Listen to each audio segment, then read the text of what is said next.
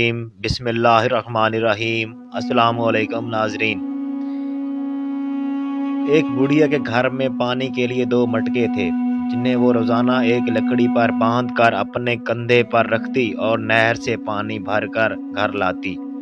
ان دو مٹکوں میں سے ایک تو ٹھیک تھا مگر دوسرا کچھ ٹوٹا ہوا۔ ہر بار ایسا ہوتا کہ جب یہ بڑھیا نہر سے پانی لے کر گھر پہنچتی تو ٹوٹے ہوئے مٹکے کا آدھا پانی راستے میں ہی بہہ چکا ہوتا، جبکہ دوسرا مٹکا پورا بھرا ہوا گھر پہنچتا۔ ثابت مٹکا اپنی کارکردگی سے بالکل مطمئن تھا تو ٹوٹا ہوا بالکل ہی مایوس، حتیٰ کہ وہ تو اپنی ذات سے بھی نفرت کرنے لگا تھا کہ آخر کیوں کر وہ اپنے فرائض کو اس انداز میں پورا نہیں کر پاتا جس کی اس سے توقع کی جاتی ہے۔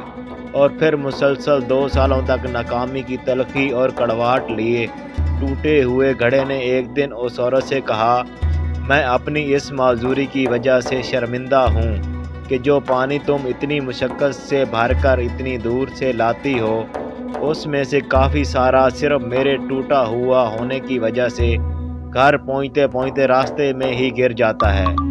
گھڑے کی یہ بات سن کر بڑھیا ہنس دی اور کہا، کیا تم نے ان سالوں میں یہ نہیں دیکھا کہ میں جس طرف سے تم کو اٹھا کر لاتی ہوں ادھر تو پھولوں کے پودے ہی پودے لگے ہوئے ہیں جبکہ دوسری طرف کچھ بھی نہیں اگا ہوا۔ مجھے اس پانی کا پورا پتہ ہے جو تمہارے ٹوٹا ہوا ہونے کی وجہ سے گرتا ہے، اور اسی لیے تو میں نے نہر سے لے کر اپنے گھر تک کے راستے میں پھولوں کے بیج بو دیے تھے تاکہ میرے گھر آنے تک وہ روزانہ اس پانی سے سیراب ہوتا رہا کریں۔ ان 2 سالوں میں میں نے کئی بار ان پھولوں سے خوبصورت گلدستے بنا کر اپنے گھر کو سجایا اور مہکایا۔ اگر تم میرے پاس نہ ہوتے تو میں اس بار بہار کو دیکھ ہی نہ پاتی جو تمہارے دم سے مجھے نظر آتی ہے۔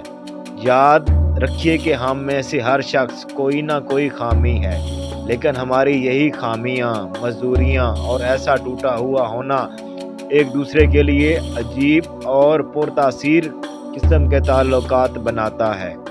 ہم پر واجب ہے کہ ہم ایک دوسرے کو ان کی خامیوں کے ساتھ ہی قبول کریں۔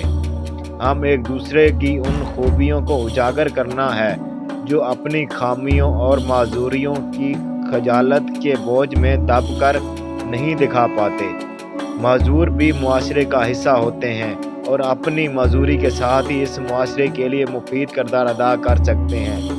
جی ہاں، ہم سب میں کوئی نہ کوئی عیب ہے، پھر کیوں نہ ہم اپنے ان عیبوں کے ساتھ ایک دوسرے کی خامیوں اور خوبیوں کو ملا کر اپنی زندگیوں سے بھرپور لطف اٹھائیں۔ ہمیں ایک دوسرے کو اس طرح قبول کرنا ہے کہ ہماری خوبیاں ہماری خامیوں پر پردہ ڈال رہی